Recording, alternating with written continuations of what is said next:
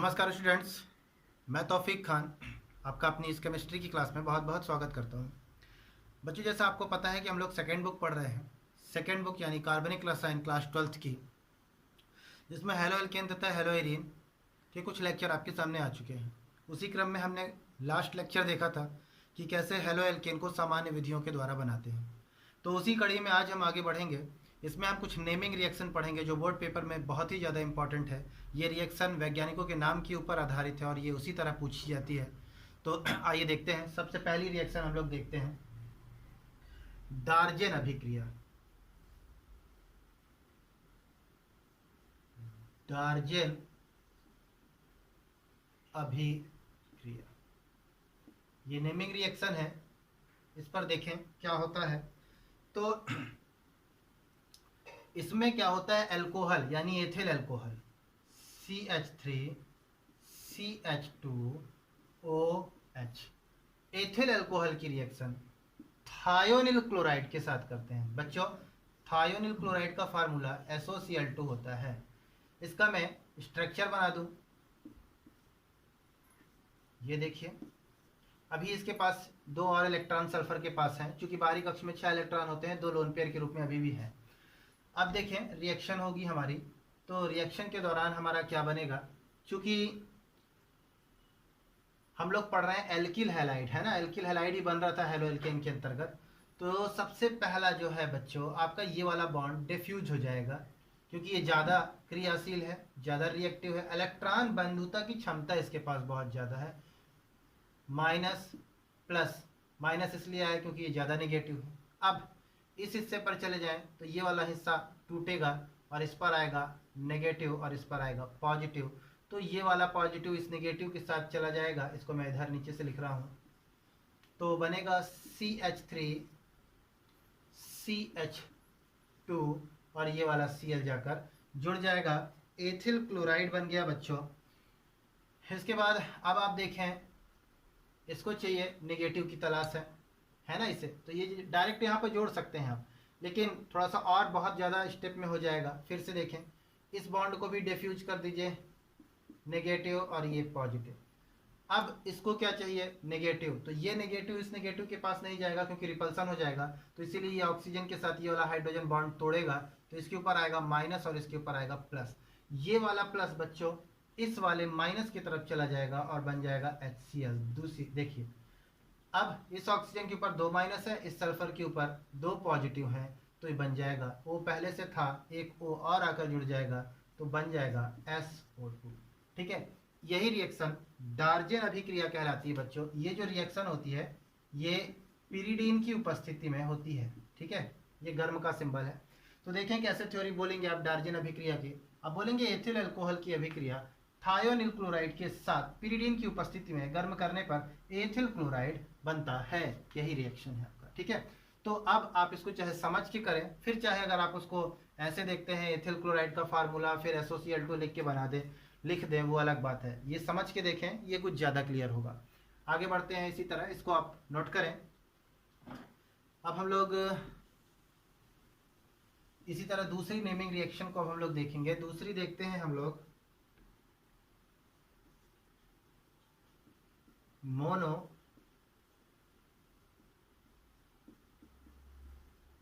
Carboxylic monocarboxylic अम्ल के लवण,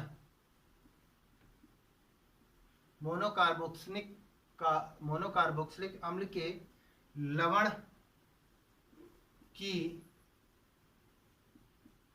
हैलोजन के साथ क्रिया। ठीक है, ये देखिए,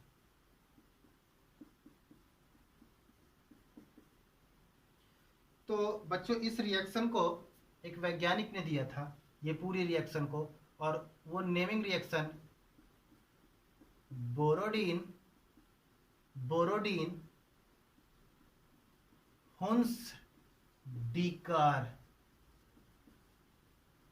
अभिक्रिया। तो ज्यादातर बोर्ड पेपर में पूछे जाने के प्रबल चांसेस ये होते हैं बोरोडीन हुंजडीकार अभिक्रिया क्या है, या कभी कभी पूछ लेता है ऐसा भी।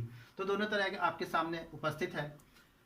तो देखिए मोनोकार्बोक्सिलिक यानी जिसमें एक ही COOH हो, मोनोकार्बोक्सिलिक, कार्बोक्सिलिक एक है ना, तो एक बनाते हैं चलिए अपन CH3 CH2 COOH। ये मोनोकार्बोक्सिलिक है, इसका एक हाइड्रोजन विस्थापित करके हटा के हम यहाँ पर लवण बना देते हैं। ठीक है, अम्ल होता तो H+ आयन देता, तो H+ आयन को हटा दिया, इसकी जगह अपन ले लेते हैं चलिए Ag। ये बन गया मोनोकार्बोक्सिलिक अम्ल का लवण। इसको कहते हैं सिल्वर प्रोपियोनेट। 1 2 3 silver propionate. इसका रिएक्शन किसके साथ होना है, हैलोजन के साथ। हैलोजन ले लीजिए, ये लीजिए, चूंकि Br2 लिखेंगे, आप जानते हैं कि ये संयुक्त अवस्थाएं पाए जाते हैं और इसको हम गर्म करते हैं। गर्म करने के बाद ये जो धातु है ये हमेशा धातु की ओर आकर्षित होती है, तो ये एक एक Br के साथ AgBr के रूप में विस्थापित हो जाएगा बच्चों। इसके बाद ये जो पार्ट है हमारा CO2 ये गैस के रूप में मुक्त हो जाएगा। इसके बाद इसका एक Br अभी बच रहा है, वो Br आके इस पार्ट के साथ जुड़ जाएगा, प्लस CH3 CH2 Br। ठीक है, एथिल ब्रोमाइड। क्या लिखेंगे बोरोडीन हुंजडीकार में, आप लिखेंगे मोनोकार्बोक्सिलिक अम्ल के लवण, या तो बोल सकते हैं सिल्वर प्रोपियोनेट को जब हम ब्रोमीन की उपस्थिति में गर्म करते हैं तो हमको एथिल ब्रोमाइड या एल्किल ब्रोमाइड या एल्किल हैलाइड प्राप्त होता है। ठीक है, आगे चलते हैं। ये नेमिंग रिएक्शन है बच्चों, ये बहुत ही इंपॉर्टेंट रिएक्शन है जो बोर्ड पेपर में पूछी जाती है। इसके बाद अब देखते हैं हम लोग एक और नेमिंग रिएक्शन है, फिन कलस्टीन या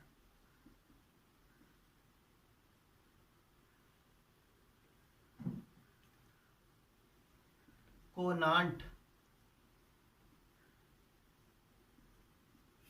फिन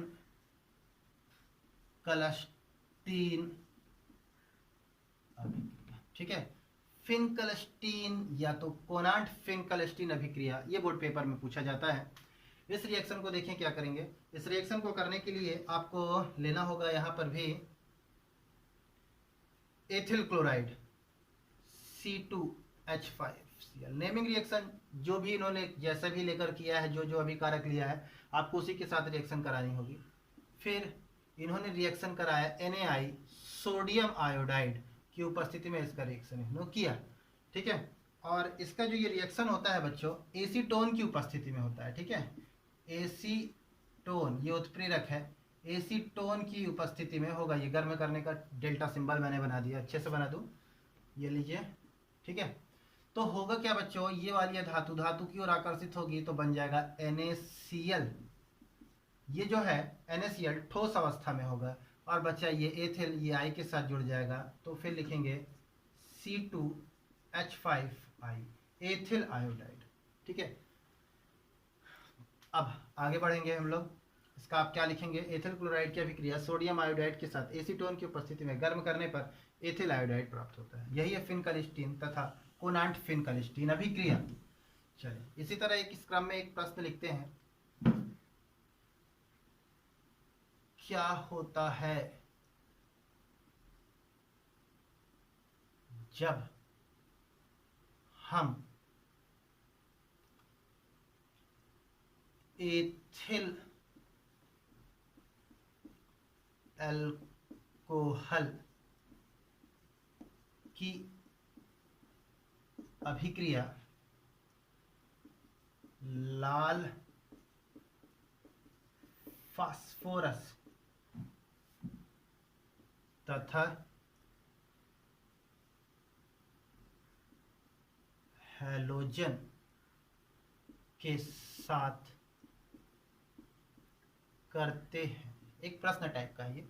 ठीक है, तो देखें एथिल अल्कोहल का फार्मूला CH3 CH2OH। लाल फास्फोरस का फार्मूला होता है 2P प्लस, हैलोजन के लिए एक एग्जांपल कोई भी ले सकते हैं, मैंने Br2 ले लिया। थोड़ा सा फास्फोरस की बात करते हैं। फास्फोरस का परमाणु क्रमांक होता है 15। ठीक है, 2 8 5 बाहरी कक्षा 5 इलेक्ट्रॉन, 1 2 3 4 5, इसके 3 अनपेयर्ड इलेक्ट्रॉन है जो बॉन्ड बनाएंगे।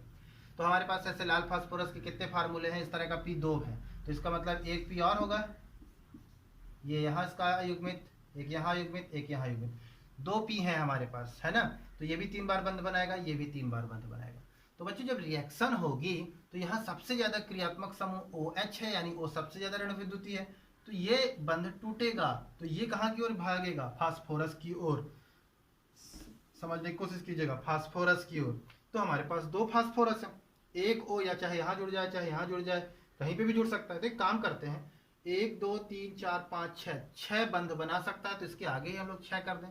तो इस तरह हमारे पास 6 OH हो गए, एक OH यहाँ, एक OH यहाँ, एक OH यहाँ, एक यहाँ, एक यहाँ पर,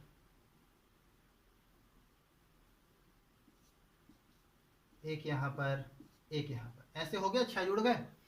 इसको थोड़ा सा राउंड फिगर में अपन देखते हैं, ठीक है, कि क्या होगा। इसको देखते हैं कितने हाइड्रोजन है अपने पास, पहले एक वाले को मिलाते हैं, एक को, फिर ये दूसरा उसी तरह है, क्या है अपने पास, 1 2 3, 3 हाइड्रोजन। ऑक्सीजन कितने, 1 2 3, 3 ऑक्सीजन। फास्फोरस कितना, 1। वैज्ञानिकों का कहना है अणुसूत्र बनाने के लिए जो ऋण विद्युतीय उसको दाईं ओर लिखते हैं, तो सबसे लास्ट में हम O3 लिखेंगे, फिर P लिखेंगे, फिर H3 लिखेंगे। इस तरह का मॉलिक्यूल्स यदि इसके लिए बना है तो इसी तरह का मॉलिक्यूल्स इसके लिए भी बनेगा। तो ये बच्चे हमारे पास 2 टाइम इस तरह बनेगा, है ना, एक बार इसके लिए भी बना, एक बार इसके लिए भी बना। तो देखें क्या बना हमारे पास, 2H3PO3, आर्थोफास्फोरस अम्ल, ठीक है, आर्थोफास्फोरस अम्ल बन गया। अब इस हिस्से पर 6 Br चाहिए हमारे पास, है कितने, 2, तो इसके आगे लगा दीजिए 3, 3 दूना 6, और ये आकर यहाँ पर पूरे जुड़ जाएंगे, 6CH3CH2Br, एथिल ब्रोमाइड। तो बच्चों या आज की क्लास हम लोगों की यहीं तक है, ये हम लोग बनाने की सामान्य विधि देख चुके हैं। अब हम लोग अपनी नेक्स्ट क्लास पर हम देखेंगे कि इसके रासायनिक गुण सीखेंगे। ये तो बनाने की विधि हो गई, रासायनिक गुण इसके सीखेंगे। और मैं आपसे फिर से कहूँगा कि मेरी वीडियो को ज़्यादा से ज़्यादा तक लोगों तक शेयर कीजिए ताकि वो पढ़ सकें, और ज़्यादा से ज़्यादा लोगों से सब्सक्राइब कराएं। धन्यवाद।